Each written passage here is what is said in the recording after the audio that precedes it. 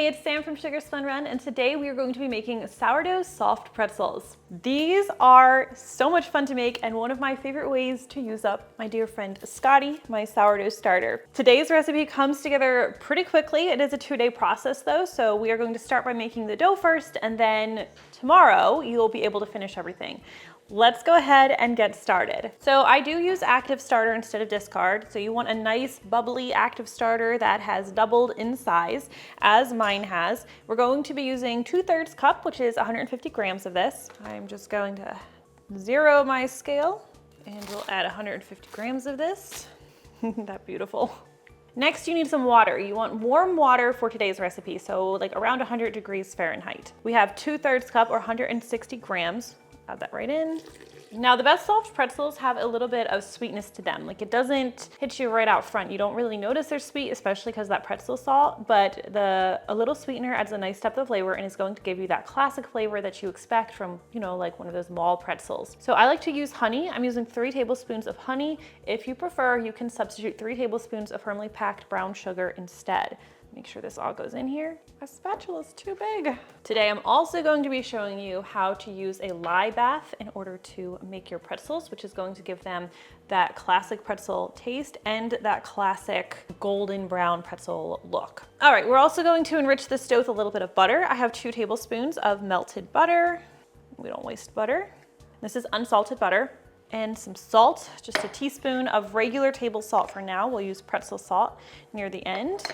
All right, so the next thing we're going to do is we're going to add some flour. So I've already measured out my flour here. I have 2.5 cups of bread flour measured out. So I'm not necessarily going to use all of this. Alternatively, I might need a little bit more. So I have my, you can't see it, it's off screen, but I have my bag of flour handy in case I need to add more. When you are making a recipe that uses yeast like this, even if it's wild sourdough yeast, a lot of times the exact amount of flour varies. So for now, I've just measured out 2.5 cups and I'm going to add like roughly half of this to the bowl.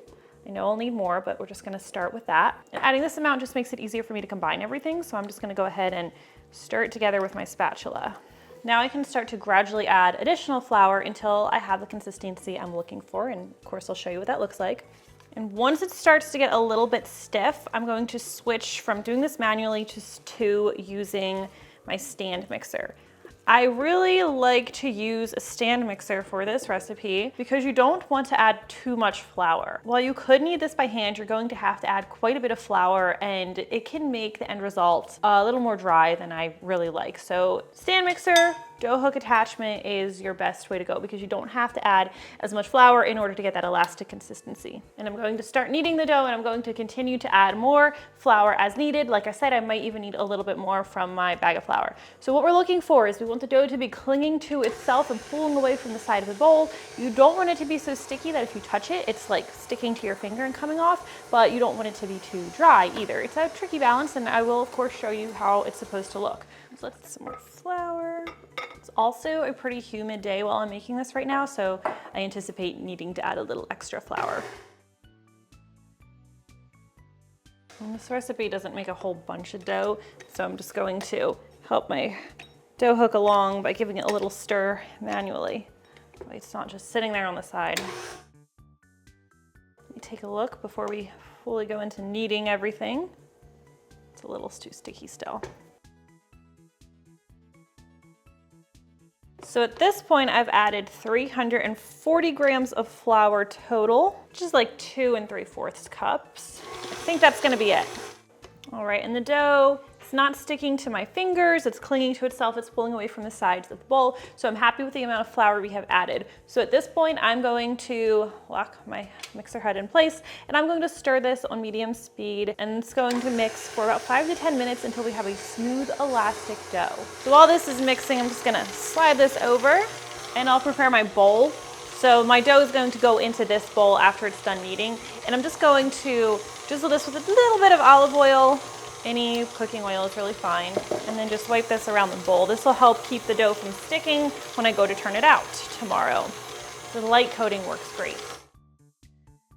Okay, after about 6 minutes here, you can see this is a nice, smooth and elastic dough. It's still sticky, but if you touch it, it should not be sticking to your fingers. Go ahead and transfer this to our bowl. All right, now we're going to cover this. We do not need to do any stretch and folds like you have to do with my sourdough bread or my sourdough pizza. Both great recipes you should try out if you haven't already.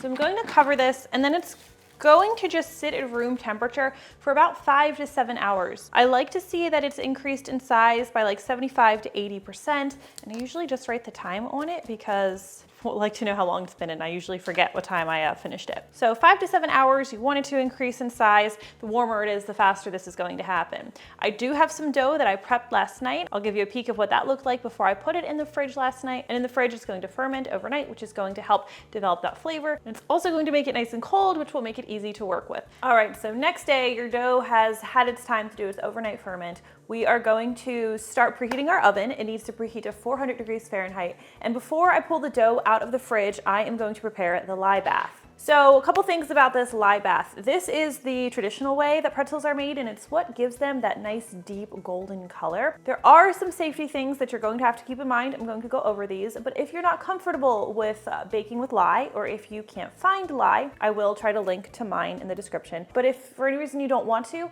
I do have detailed instructions on how to do a baking soda bath instead. So I'm hoping I can pop up a picture here to show you the difference between a pretzel that's been baked after a lye bath versus a pretzel that's been baked after a baking soda bath, so you can see what the difference is.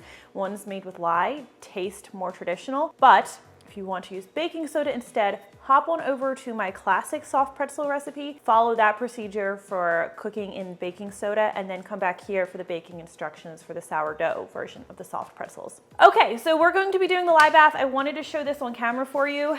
You should wear gloves because you do not want to touch your skin with lye. You should work in a well-ventilated area. I have my windows open today. We are going to be careful about the materials that we're using. So I'm going to be making this lye bath in a glass dish. Definitely don't use metal, like don't use aluminum or tin. I don't know where you'd have a wood baking dish, but you don't want to use wood, and don't use any wood utensils. And you may notice I have put this on a parchment paper lined baking sheet. That's because if I spill any, I don't want it to damage my baking sheet directly, but I also really don't want it to damage my counter. Okay, so for the lye, you want between a 3 and 4% solution. So I have 8 cups of water in my dish, and I am going to add 1/4 cup of lye to this. And you always want to add the lye to the water and not the water to the lye. It should also be cool water. You should also wear safety glasses.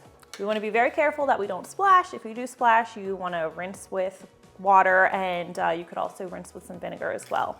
All right, so I'm just using my tablespoon. So 1/4 cup is 4 tablespoons. I'll just sprinkle this in.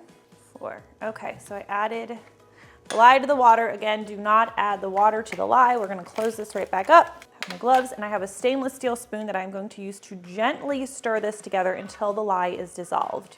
Don't splash anything. You don't want this touching your skin. Again, if you're not comfortable with lye, just do the baking soda bath instead. Just do one or the other. I wouldn't skip it entirely, or your pretzels aren't going to taste like they should. After we dip the pretzels in this lye, we're going to put them in the oven, and the oven is going to neutralize the lye. So it's going to give us that nice deep browning, but it is not going to remain on the pretzels in any way that makes it dangerous for us to eat them. But someone tell me who came up with this idea, because it's honestly pretty crazy that we do this. Okay, so once I have this prepared, I'm going to just push it out of the way carefully so we don't spill it, and we're going to move over to our pretzels. Let me grab that out of the fridge. Okay, here's our dough that I prepared yesterday, and it's been sitting in the fridge overnight.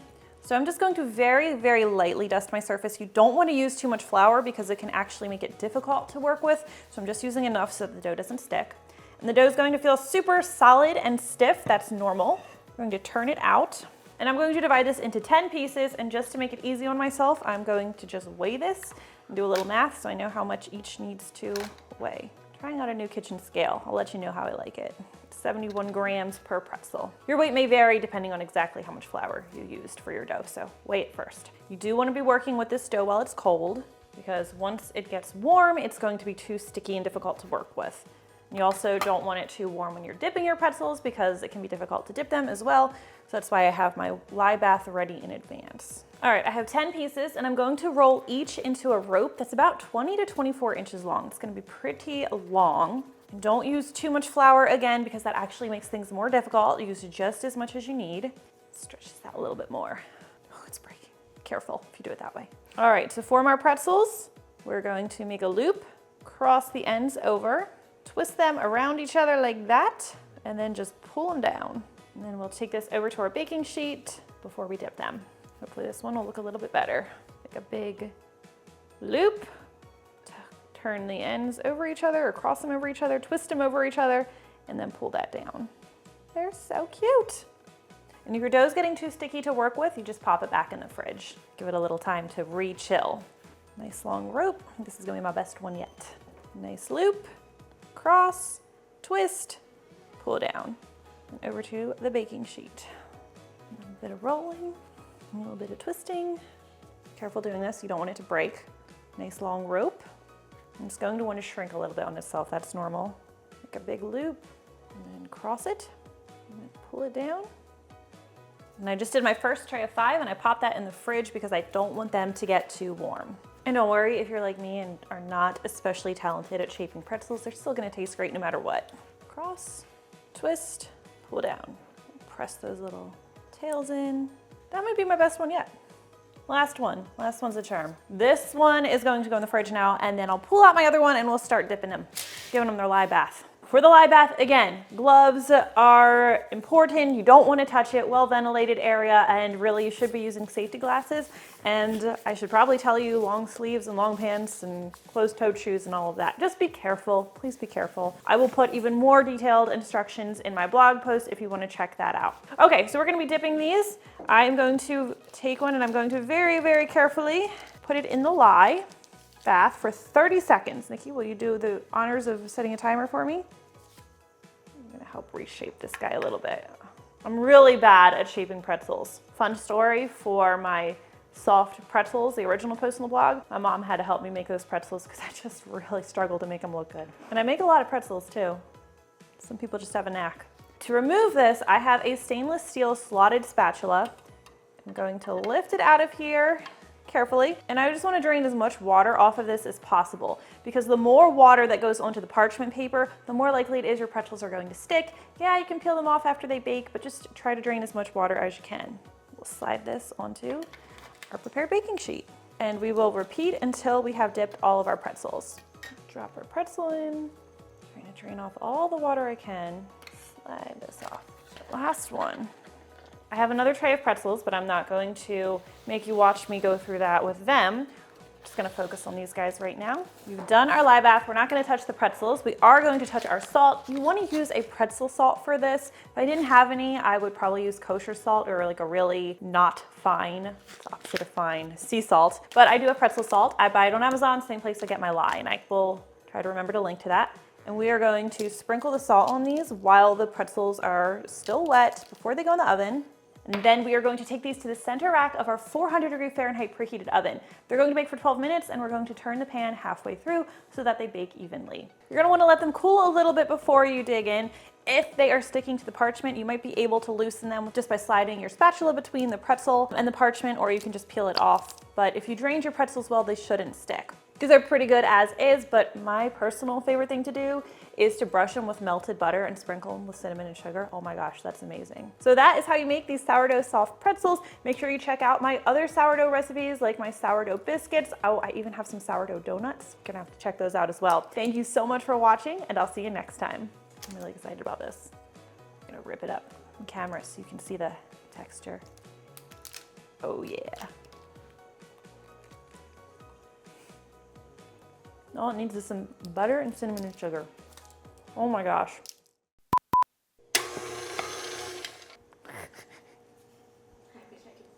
We're gonna do that again. And I messed it up at the very end. I'm making a mess out of this one.